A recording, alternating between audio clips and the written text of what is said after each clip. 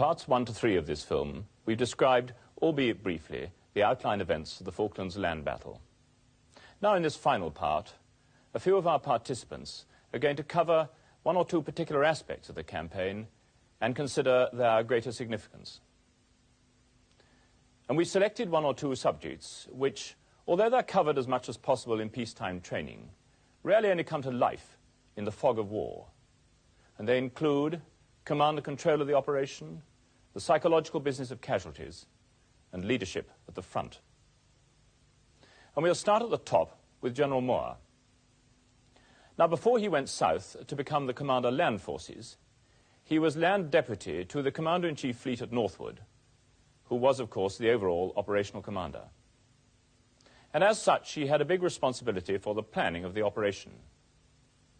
And it was perhaps the most complex operation undertaken by British troops since Suez in 1956, which was, of course, a far more accessible target. Furthermore, most of the commanders, down to and including company commanders at Suez, had wartime experience, and the Falklands was very different. So what lessons does General Moore have for us from his experiences, both at Northwood and in the Falklands?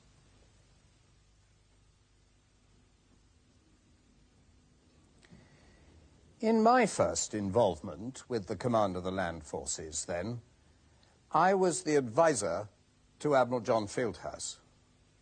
I did that job partly because I'm the Marine commander who normally worked with the fleet headquarters, and partly, of course, because I'm a professional amphibious soldier. It was therefore appropriate that I should be the chap who gave the advice to the Commander-in-Chief and indeed to the Chiefs of Staff and the War Cabinet where appropriate. I stayed at Northwood, continuing that task, up until the time that the decision had been irrevocably taken to proceed with the landing. And I'm sure that that was right. I then moved south, but how was I to do this? I could have flown to Ascension and then on and parachuted to the task force in the way that Colonel Chandler did.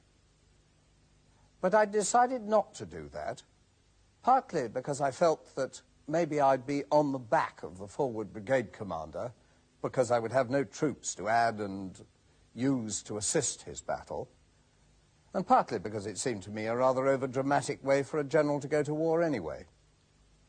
So instead, when I got to Ascension, I sailed in QE2. But that was wrong. For those 8 days, the Commander-in-Chief had to get his information from Brigadier Thompson.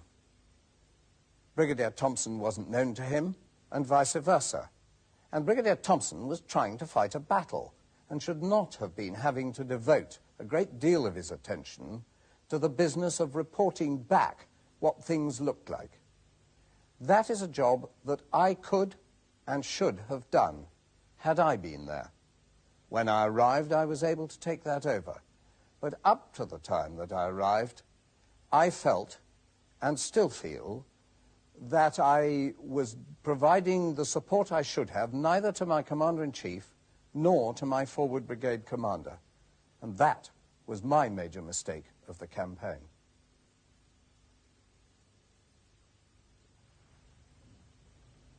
Now command and control at brigade level. General Thompson, as commander of the 3rd Commando Brigade, was responsible for the planning and conduct of both the amphibious assault landing and also the first phase of operations. Now, what lessons does he have for us? With the advantage of hindsight and time to reflect on the operation, clearly there are several things that I would have done differently, though at the time I did what I did because I thought it was right. And the most important lesson that emerged for me was the need to send the right level of force to do a job. And when it became apparent that the operation on Darwin and Goose Green was to be more than a raid, I should have gone down there in person to take command of it and taken down with me another commander or battalion to make it a 2-unit battle with me in personal command, and I did not. I should also have had more artillery, The problem with the artillery was how to get it down there. And we obviously had to do it at night, because if we'd flown guns down there in daylight, we would have signalled our intention to the enemy. And the third point to do with that battle was I should have sent the armour down.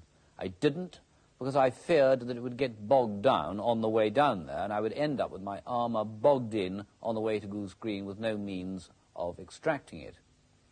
And on that same note, armour, I should have had with me a squadron leader from the armoured squadron. I should have asked for him to come. I didn't. I could also have asked for more armour, which might have made me less chary about using the 2 troops that I had. And the lesson there is, if you don't ask, you don't get. The fourth lesson that I learnt, and I could almost say I didn't learn it, I knew it already, was the importance of logistics.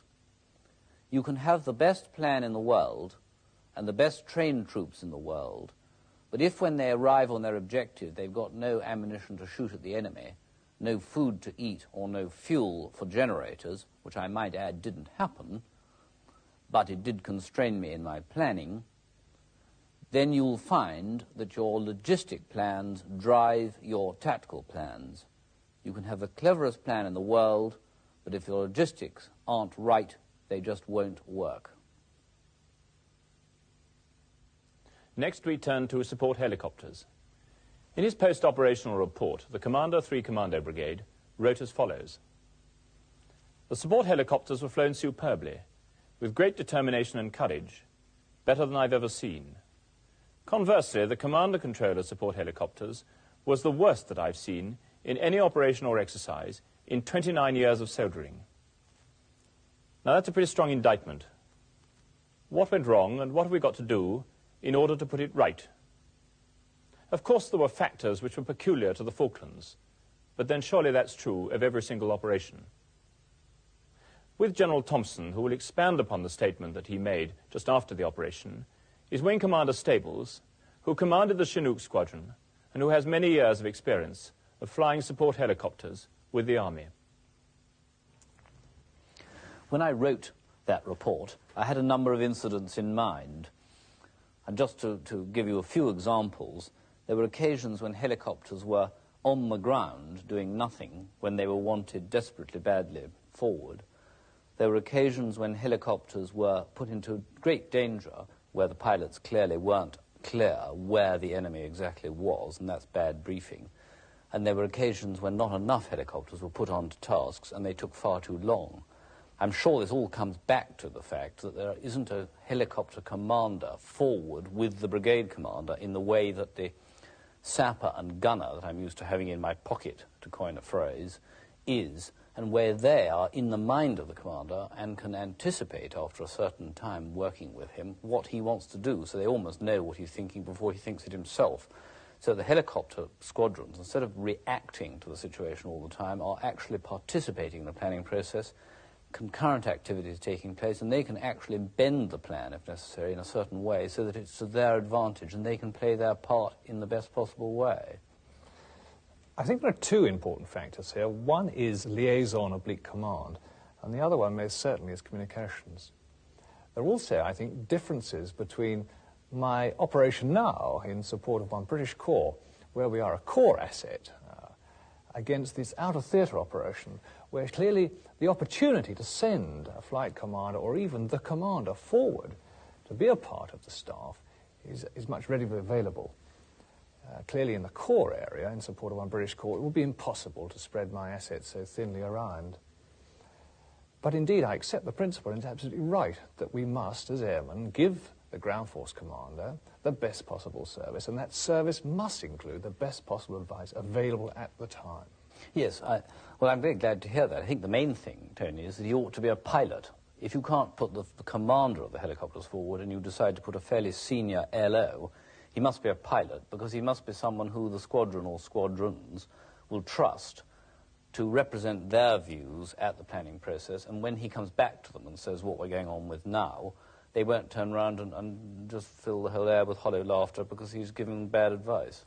I would go even further than that. I think it's not only has it got to be a pilot, it's got to be one who is only just removed or in current flying practice on that type of aircraft that we're operating in that type of environment. Yeah, well, we're agreed then.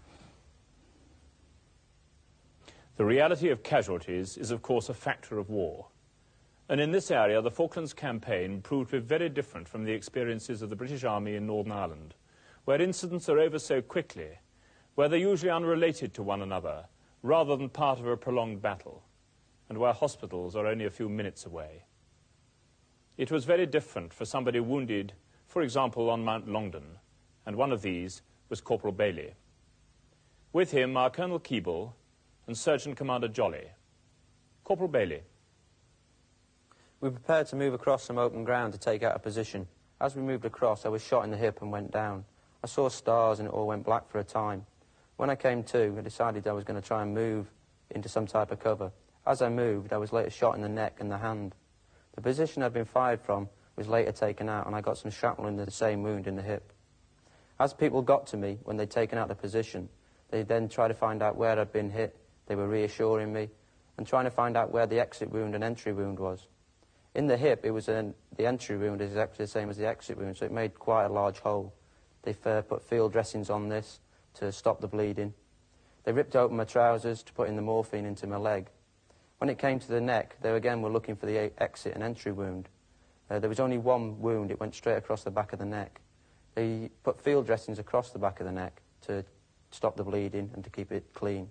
With the hand, they just put my hand inside my smock. Once at Teal Inlet, they put me into the old schoolhouse where they had a quick look at my injuries, stripped off all my clothes so they could have a good look, put a blanket over me and then put me into a tent outside where there was other people waiting. The whole of the rest of the day went past now until it was night time, where they then put me on a helicopter and flew me out to the Uganda. On the Uganda, they took me straight into intensive care. While in intensive care, they had a quick look at my wounds again, assessed that I needed to get into the operating theatre straight away, took me inside and then started to close up my wounds. In 2 Para, the single most important principle we had to get over to the battalion was the primacy of the mission. It had to take priority over every other aspect on the battlefield, including casualties. Now, so as we didn't have a morale problem, we built a 4-tier system to deal with casualties. We were not dealing simply with first aid. What we wanted to do was battlefield resuscitation. And so the 4-tier systems applied firstly to the individual. We taught him to treat himself and not to just cry medic and drag somebody else off the battlefield who was attempting to achieve the mission to deal with him. He was of secondary importance. Secondly, we had a medic in every section. Thirdly, we had 2 or 3 medics at company level and then some better trained ones at battalion. And in this way, the soldiers could be certain that they were going to be looked after if they got hit.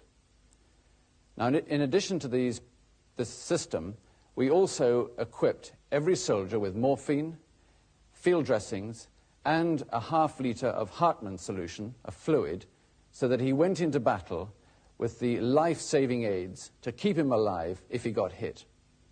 And in this way, we managed to keep people alive so that when we came to evacuate them, they were evacuated not at the whim of the casualty to suit his needs, but at the whim of the commander.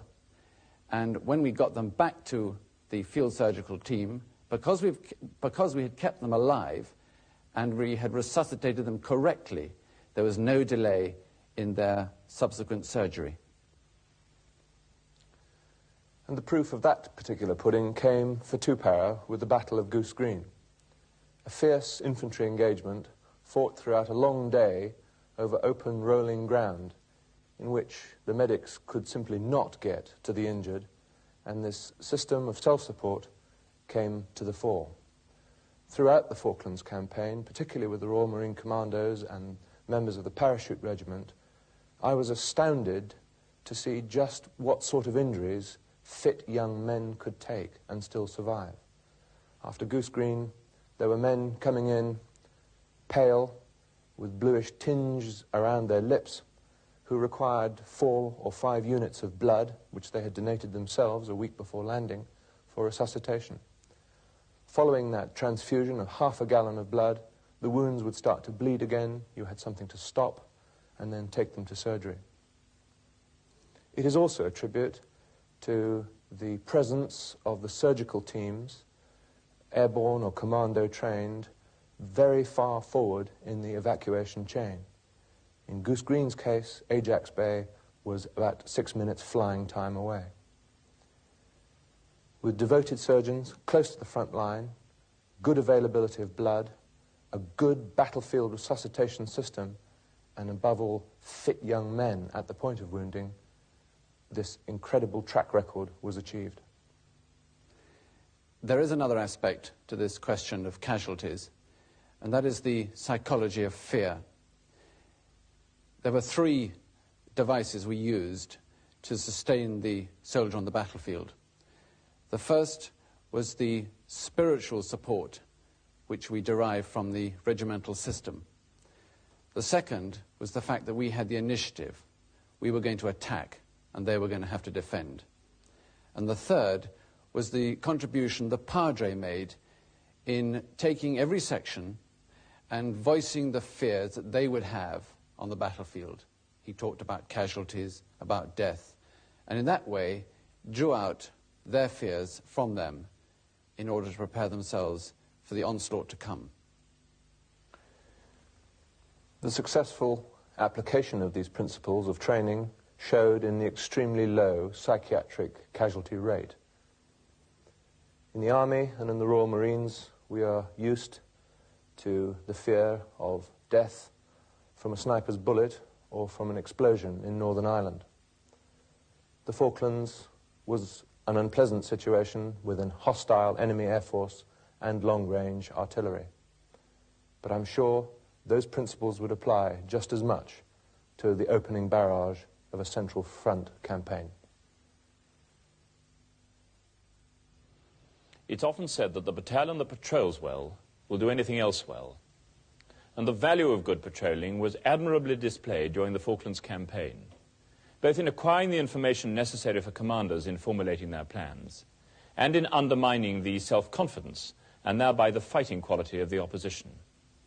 And this was perhaps particularly true for the attacks on Mount Longdon and Mount Harriet. Colonel Pike commanded 3 para for the attack on Mount Longdon. Sergeant Collins carried out some invaluable patrols in the preparation for the attack on Mount Harriet, and they're now going to take up the subject of patrolling, and in particular deal with the coordination and battle procedure required.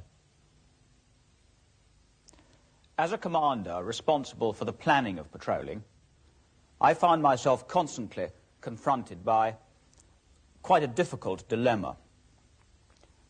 On the one hand, fatigue was always a factor very much in the front of my mind, and no single activity was more tiring and more physically demanding than patrolling. Furthermore, any patrolling carried with it the risk of casualties, and that I had to take into account as well, bearing in mind the battles to come.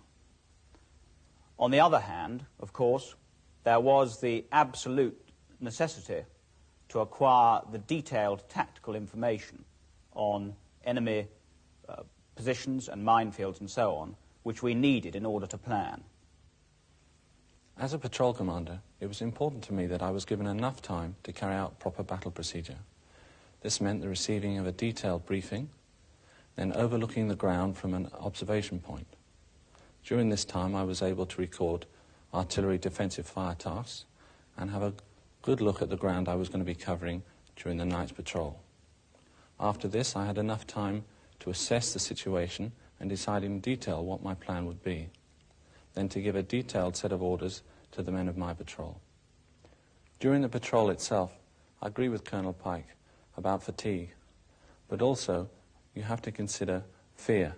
I found myself lying in the cold and the wet, having to weigh fear and fatigue against the importance of carrying out the aim of my patrol.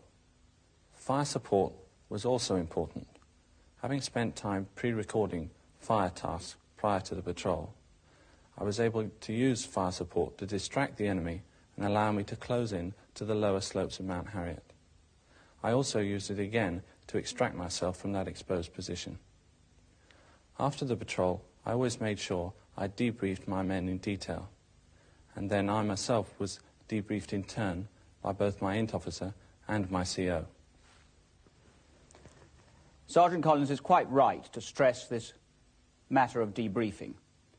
It was of very great importance, both within each patrol and, of course, the debriefs by the intelligence officer and, if necessary, by the commanding officer. As far as the planning of patrolling was concerned, we learnt a very early lesson when two of my companies each sent out a fighting patrol, and the one clashed with the other as a result of a serious map reading, serious but basic map reading error by one of the officers commanding one of those patrols. As a result of this very hard lesson, which caused us 8 casualties, I decided to use my patrol company commander, a major, and his headquarters to command and coordinate and plan all the patrolling that my battalion did. Patrolling, in my view, is an acid test for the junior leader. And in the final analysis, of course, the very survival of that patrol will depend on how well he, as a strong leader, maintains high standards of battlefield discipline within that patrol. Colonel Pike has alluded to the importance of the junior leader, and our final subject for discussion must be the level at which the battle is won, as it always will be won and lost, at company, platoon and section level. Major Kisley of the Scots Guards, Lieutenant Waddington of the Parachute Regiment, and Corporal Newland of 4-2 Commando. And there came a moment for each of them when the buck stopped very firmly with them. Why? Corporal Newland. Basically because the men on the other side of the hill were getting all sorts thrown at them and we were getting nothing. And I was the only section in a safe-ish position at the time that could give them any kind of aid. So the message came over the radio that they needed somebody to go and sort out some snipers. Now that had only to be me because I was the only one with the radio and knew what was going on. Plus, in our line of work, you can't detail a man off to risk his life and limb on something that you know more about than he does, so it had to be me. Plus, the other thing is, you feel a real ball of anger at this stage because they're your friends who are getting all sorts slammed into them. So you redirect that anger and then act accordingly. And I can remember after I was hit, when my section got to me, the anger they could feel because somebody had had the audacity to shoot me, there was no way on this earth anybody could have stopped them from doing what they did, which was redirect their own anger and slam back into the enemy as hard as they could. I can understand the anger Corporal Newland felt when his friends were being shot and killed on the far side of the hill. As my platoon were approaching Goose Green, we attacked a lone building, and as we crossed the open ground, one of my youngest soldiers was hit by shrapnel from an anti-aircraft gun. Unfortunately, he was not killed outright and received a very painful wound into his spine. He lay there in the open ground with the rest of the platoon around him, and obviously he was in excruciating pain. Everybody turned round to look at him. No one was concerned with the battle at that stage. Everybody was concerned with the suffering of their friend who was there in the middle. There's nothing we could do. I at that stage forgot what I should have been doing as a platoon commander and moved back to see how he was, to see if I could do anything. When I got there, the medic and my platoon sergeant were doing as much as they could. I looked down at him and I got very angry indeed, very angry with the people who would do this kind of thing to my platoon and to one of my soldiers. And so I took the rest of the platoon, as many as I could, and without thinking really, we just moved round and we tried to get into a position where we could attack the schoolhouse. Fortunately, as I moved round, I kind of calmed down and realised I had got more people's lives to think of. Therefore, I did a bit more of an appreciation. Unfortunately, I joined in with our patrol company, and together we moved in and we took out the schoolhouse. Yes, I think at the company commander level, you're very much part of that anger because you probably motivated it in the first place, a very necessary part of battlefield motivation. But you've also got to be sufficiently detached to be able to turn it off at the right time. Perhaps the crudest analogy, turning a tap on and off. And I think if you don't know when to turn it off and you're not sufficiently detached to do so, it just turns into brutality. I remember a particular time in the battle when I was a little too far forward and became very much involved, personally and directly, in this anger, and realizing that I was out of place and realizing that I was too closely involved with it. I remember a little voice in the back of my mind saying, "Don't get mad, get even. Don't get mad, get even." I think there was certainly a time that I realized that the buck was stopping with me, or certainly that responsibility was resting with me, lying at the foot of Mount Tumbledown during the attack, and hearing the commanding officer over the radio telling me firmly but very calmly that dawn was fast approaching, and that before dawn not only had my attack got to be completed, but another company had got to pass through me to take the rest of Tumbledown, that the Gurkhas had to take the whole of Mount William, and the Welsh Guards to take Sapper Hill, and that the whole of the Falklands War was drawing to a standstill just because Kisley wasn't getting a move on, although he didn't put it like that. And balancing that against the knowledge of exactly what I wanted to do, which was to wait until artillery fire could be coordinated with my company attack, but the judgment that if I tried to make a hasty and rushed attack before that had been accomplished, all I'd be doing is throwing men's lives away, really to no end, no avail, and we wouldn't achieve the aim at all. I think at that stage I knew that responsibility rested with one man and one man alone. I know you felt exactly the same at Goose Green. Yes, the moment I realised the full weight of responsibility which rested on my shoulders was during my first contact outside Goose Green. Within a few minutes I had lost one soldier with a stomach wound, and the rest of my platoon were pinned down in a little gully by sniper fire.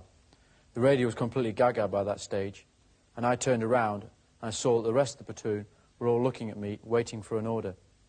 I was very confused myself, but I realised I had to do something, anything, just to get the platoon moving. So I told my one-section commander to move his section out of the gully and put fire down, and as soon as he started moving, everything flowed from there. I suppose, thinking about it, as a leader in the army, one's life is held just on trust for the day when one may be called to account to actually do the job one's paid to do and forfeit it. And I think that probably means leading from the front. From my point of view, all the people at the back are just directors, and all leaders lead from the front.